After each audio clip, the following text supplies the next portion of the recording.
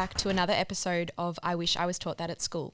I'm your host, Evelyn Clark, and today on the podcast we have Megan Taylor from Longview Real Estate. Welcome, Megan. Thank you very much, Evelyn. Thanks for having me on. My pleasure. And we're sitting here today on a bit of a cloudy day in Blackrock, but not too far from where we've both kind of grown up, which has been kind of funny because we didn't really realise that logistically, we've actually kind of been quite close to each other in terms of where we live and work. Absolutely. For a long while. It is the Bayside bubble. Everyone's got 2 degrees of separation to each other That's around here. right. So, yeah, no, absolutely. It's lovely and it's a beautiful area. So I understand why people kind of grow up here and hardly leave. Yeah, absolutely. Well, you've migrated back. You were in Williamstown for a while. I did, and we loved it over there. It is beautiful, Yeah. but it's Bayside is just a very special area. And I know I'm the same. I work from Williamstown, but I can't stray too far from this side of the beach either. It's both. It's a beachside difference. That's all it is. Absolutely. So, Megan, do you want to tell everyone a little bit about yourself in business and perhaps how you got into real estate? Absolutely. I will be in real estate for almost 20 years this year. I came into real estate. I'm a second generation. My dad was a real estate agent in Blackrock, funnily enough. And I was, funnily enough, made redundant from my job at Optus. And I was all upset and I'm crying. And my mum said, "Darling, why don't you just give real estate a try?" And I said, "I don't want to work weekends." And she said, "Just give it a try." And I absolutely loved it from day one. I started off from reception and I loved helping people. I loved printing out maps. That was back in the dark ages and showing people how to find their homes, and just quickly got into residential property management, which I really haven't looked back. I loved it. I love helping people.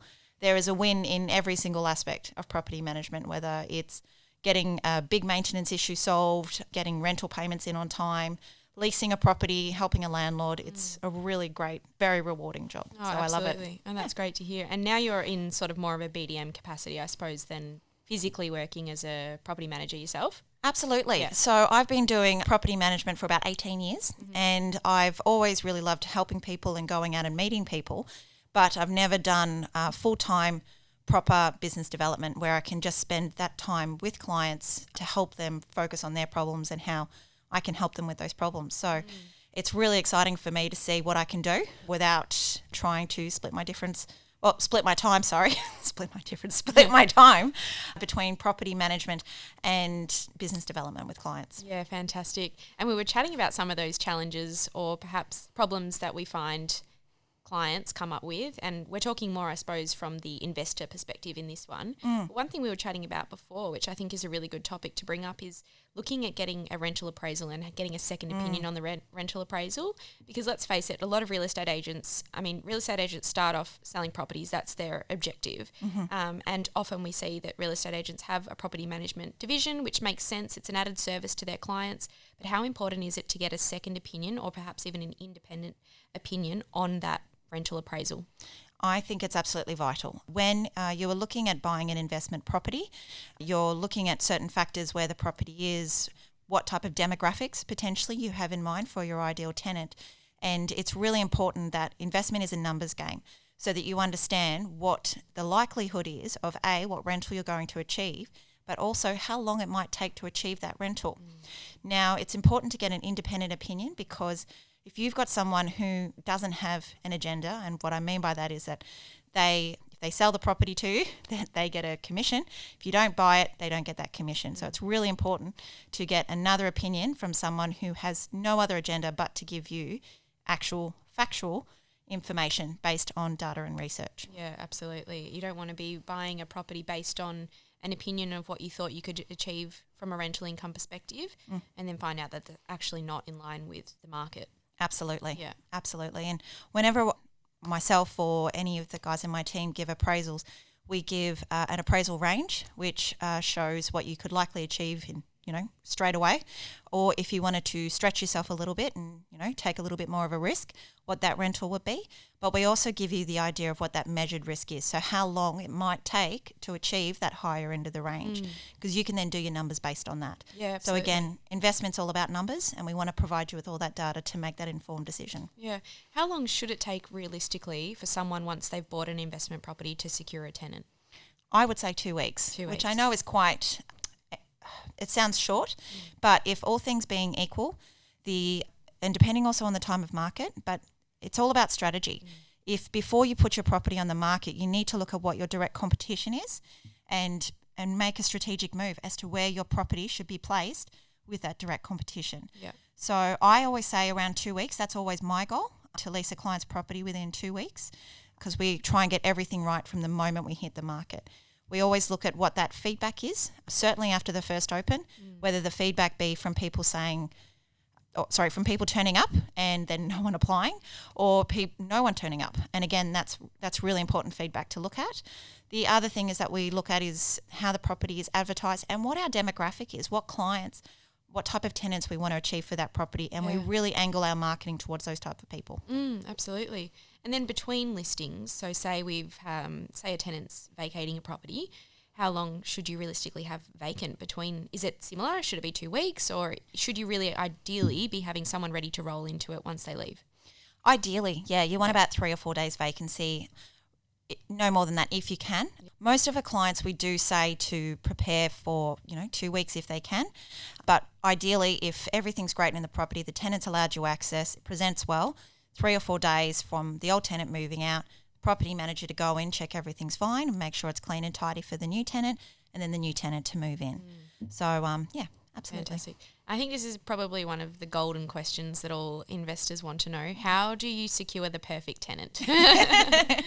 It's really about making sure that everything in the market is equal. And what I mean by that is that you want to be able to secure the perfect tenant, and the way that you do that is by making a property as widely attractive to the biggest range of people. So if you've got a property that's got pink walls and purple carpet, it's really only going to have a few people that are going to be interested. Whereas if the property is very well presented, it's clean, it's tidy, it's neutral, and it's priced well on the market, and that doesn't mean priced cheap, it means priced well, then you can have a number of really good applications, and then you get to pick and choose the type of tenant that you want. So it's really important that you know, and your property manager should be able to tell you the demographics in that area, so you know how to market your property towards your ideal tenant. Yep. Do you ever work with investors before they purchase, or if they've got an idea of a property that they do want to purchase, and give them an idea of what the demographic for potential tenants looks like in that area, so that they can actually make an informed investment decision before they buy? Absolutely. Yeah. It's part of the services that we offer. Yeah. A lot of the time clients think that they want to achieve a really high rental, whereas when we look at the demographics and look at the average income of people in the area, if it's more than a third of their income, then it's very unlikely that they're going to achieve that rental. Or at the very least, it's going to stay on the market longer to achieve that rental, because their demographics, well, their range is a lot smaller. Yeah. So it's certainly some information that we give to our clients so that they, again, can make that informed decision. Yeah, very good. And do you have, is there sort of, are there little tick boxes that make a really good investment property in terms of when you look at what's going to appeal to a wider range of tenants, or have a really good opportunity to actually secure that ideal tenant that we mentioned before? Are there things that a property needs to have as essentials? Absolutely, and it does depend on the area. Yeah. So if, for example, you're somewhere like in Bayside, like we grew up, a lot of the market around here are families. There's, the young, funky people like yourself. Young and funky, right. And then there's the families like me. But depending on what the property is and knowing what the market is. So if you are in an area such as Bayside where it has a very high demand for the high schools around here, there is a very small zone, then you want a home which has multiple bedrooms, multiple bathrooms, and knowing that that is a highly sought after property, especially if it's in a particular school zone. Yeah. If you're in areas such as in Port Phillip, as far as Elwood, St Kilda, a lot of people are looking at apartments. They like an outdoor area, whether that be a balcony or a courtyard or something like that. People like to be outside if they can, especially in those Bayside areas where they're near the beach. Yeah. So those are things just to have a look. Again, look at your demographics and look at the type of people that you want to have as a tenant.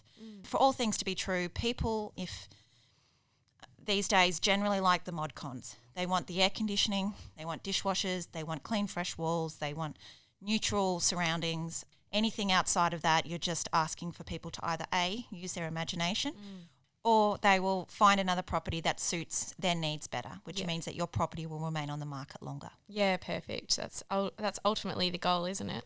Absolutely. You want your property to be as appealing as possible, which helps, reduce your days on market, but it also can mean that your tenants will stay in the property longer, which reduces, that turnover cost, which is a huge cost on investors. So it's another, and again, just going on with that, it's really important to me for clients, if I know that they're an investor for the long term, that we find tenants that we believe will stay in the property also for the long term. Yeah. So we try and get to understand tenants and their stories, so that if I get someone who says, oh yeah, we're building a house just down the road, we know that's potentially a 12-month lease, really nothing beyond that. Whereas we have someone who is looking to move into the area to get into a school zone, that's 4, 5, 6 years right there. So knowing what our clients' needs are, we really try and match to that. Yeah, absolutely. So after you've secured a tenant or the ultimate tenant, whatever that person might look like, what are some tips that you have in terms of managing that tenant and their expectations? It really comes down to the initial meeting we have with them once we've approved them for the property. It's having a sit down and talking to them about what to expect. It's a really weird thing that happens in property management. I call it Murphy's Law, that the first month that you move into a property, everything goes wrong. I don't know why this happens. And it could be an absolutely perfect property, but as soon as a tenant moves in, things for whatever reason go wrong, whether the dishwasher will not drain or whatever it is. So we let tenants know that, because we want to set their expectations to say, you haven't moved into a house that's falling down around you.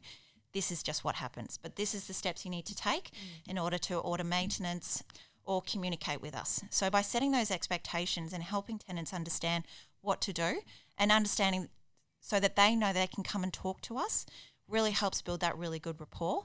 We don't want tenants who are afraid of asking for maintenance or who are afraid of communicating with us, because that in the long run doesn't serve our clients either. Oh, absolutely. It's that old saying about long-term, like if you've got short-term pain, long-term gain type thing. Absolutely. You may as well recover the maintenance and get it fixed now, as opposed to it building and building and building, and then down the track it actually becomes a large issue that then might cost them thousands to fix. Absolutely. And we see that happen all the time. Well, not all the time, but we have seen that. I've seen that happen over the years, where tenants, they think that if they ask for maintenance, the landlord's either going to get angry with them or might put up their rental, and that's just not the case.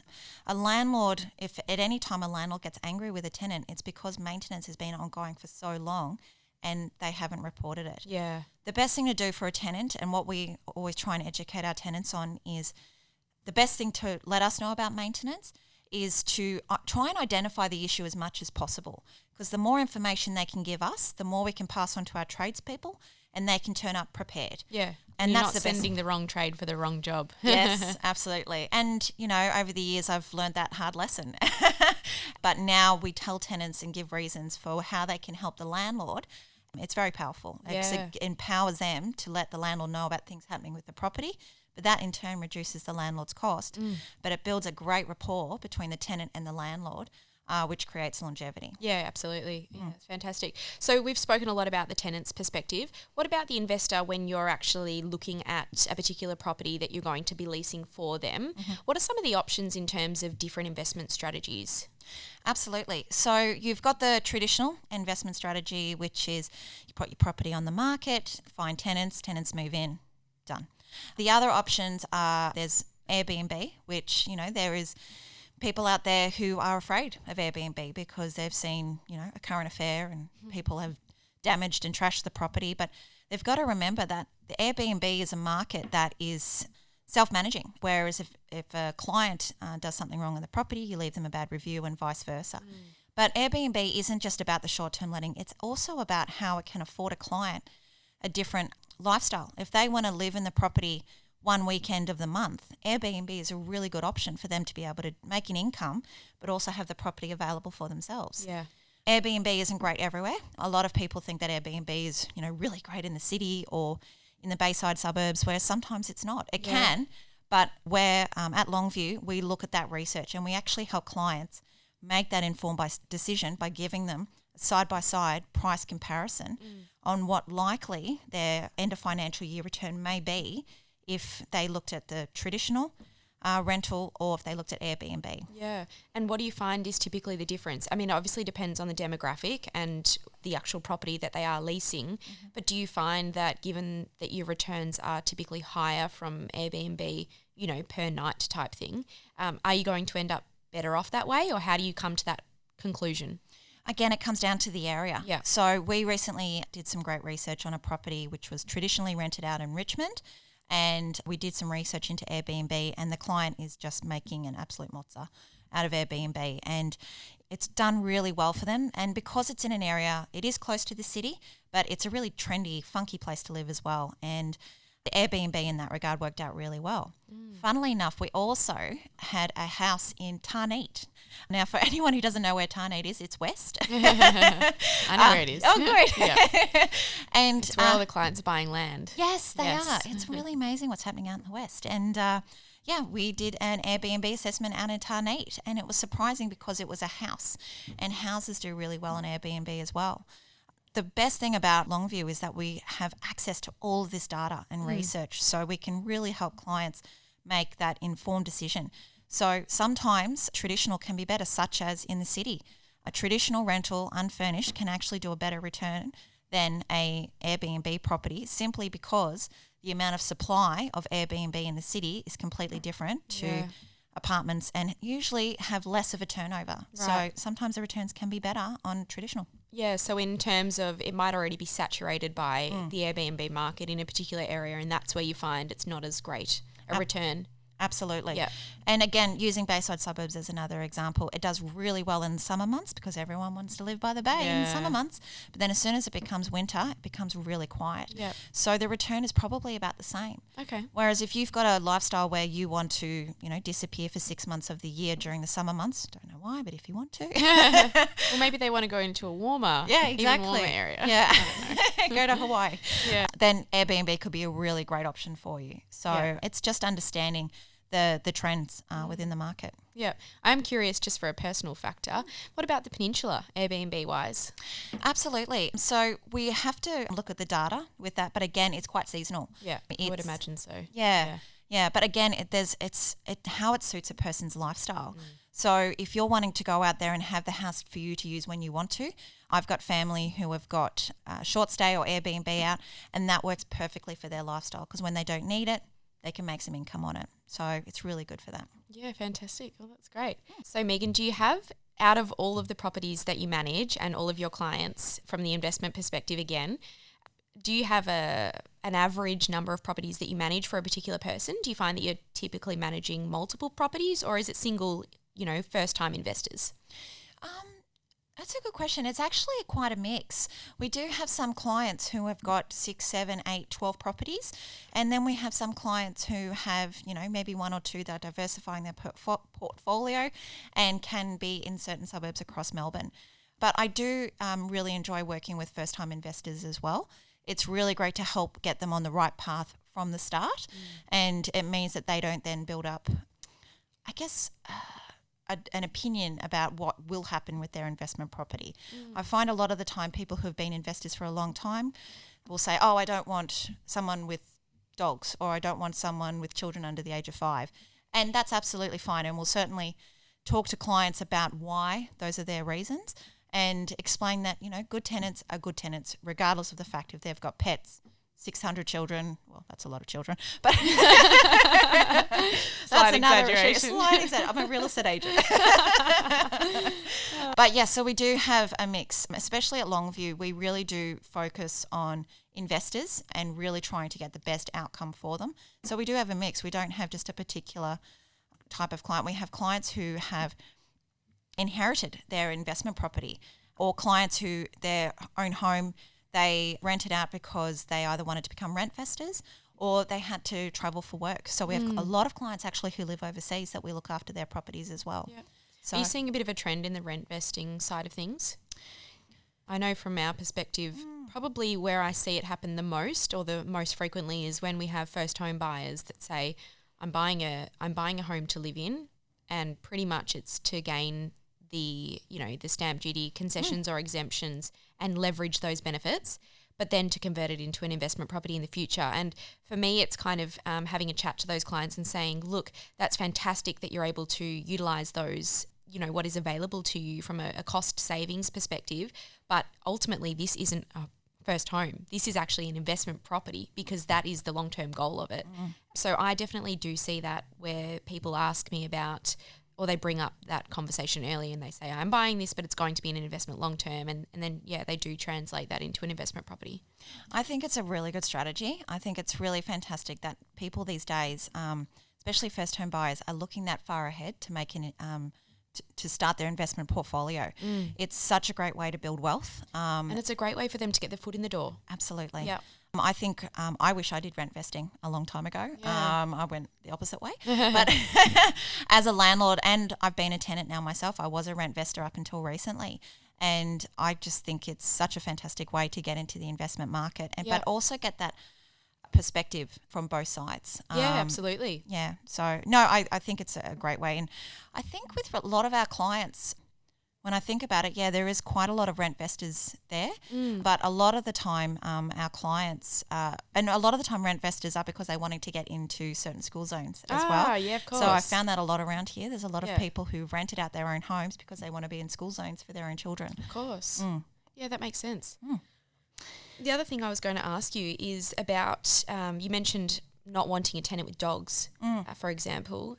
The rules have changed around that, haven't they? Almost, yeah. They're about to come into play. Okay. And I've always, regardless of the rules, I've always said to landlords, don't look at the dog or the cat or what have you.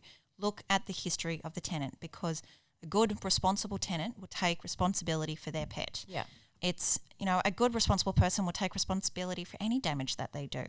And, I can say this as a mother, and also as a mother of 2 pets as well. I've got 2 big dogs, that if they do any damage to a property, then we take responsibility for it. We fix it up. And that's what a good tenant, that's what a good person does. So I always try and explain that to landlords and say, look, don't reduce your market, especially if you've got a family home. Majority of families come with pets. So don't reduce your market and reduce your ability to choose and find the perfect tenant simply because you've got an idea about what's going to happen with that dog. Yeah. Have you ever seen any interesting applications from tenants that might give their dog a resume or something like that? I recommend that. Yeah. I did a resume for my dogs. Really? Yeah, There you absolutely. go. I think it's a great idea. Yeah. Because it helps clients, landlords, see the personality of the pet. It's not just, a hole digging furball. It's, it's a dog named Polly who loves to sit and watch television with her human sister. Yeah, absolutely. No, I love pet resumes. I think tenants, if you have a pet, please submit pet resumes, send us photos, send us a personality profile. It really helps us sell your application to the landlord. Yeah, fantastic. Because we want good tenants. We don't want, tenants who don't pay their rent on time. We want the very best tenant, no matter which form you come in. Absolutely. That's great.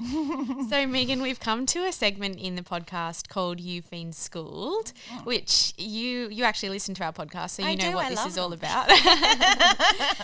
So today, do you like chocolate? I do. Absolutely. Fantastic. If you don't like chocolate, this one's not for you. You know M&Ms? Yes. Do you know what they stand for? No. So it stands for Mars and Murray. Forrest Mars, the son of Mars Company founder, first spotted the British confection Smarties during the Spanish Civil War and noticed the candy shell prevented the chocolate from melting. He teamed up with Bruce Murray, son of Hershey Chocolate's president, and the company later trademarked "Melts in your mouth, not your hand" slogan. Oh my god! So it's actually surnames for the 2 founders of M&M. That is so funny. There you go. That's a really good tip. And I actually had M&Ms at my wedding as the little gift because I'm Megan. My husband's name's Matt, so we had M&Ms. That's cute. Very good. And you didn't even know that. I did not know that. Wow, I picked a good one, didn't I? You did. That was really good. Yeah, actually, I went to a 21st in the Rialto building actually, and they had the girls' favourite colours in M&Ms in jars, and they looked so cute because they made these, those jars that you get with the sand and it makes sort of patterns. Yeah. They were like that, but with M&Ms. Oh my god, that's so cool. Yeah, absolutely. Wow. So there you go. You've been schooled, and hopefully all of our listeners do too. Do you have any final tips for our property investors or our tenants that may be listening that we haven't chatted about that you think is really vital or that they should be considering? The best tip I can give you is just take a breath, which I know sounds funny, but a lot of the time people can get really scared when it comes to money, when it comes to an investment. And it actually costs more money to have the wrong tenant because you're worried about just getting somebody in there as quickly as possible. Make sure you make the right decision. And that is true when it comes to picking your property manager, picking your tenant, and as a tenant, picking a property. So just make sure, have your checklist and look at that and just take a breath. Fantastic. I love that little parting knowledge. So Megan, how can our listeners get in contact with you if they do have questions, whether it be about property investing, perhaps even if it's tenants that are looking to become property investors in the future, or someone that hasn't bought an investment property yet but is thinking about researching some areas, and they want to get a bit of perspective on what they can realistically achieve from an investment in a particular suburb, or even finding a suburb based on what their goals are from a monetary perspective? Absolutely. How can they reach out to you? You can reach me at Longview Real Estate.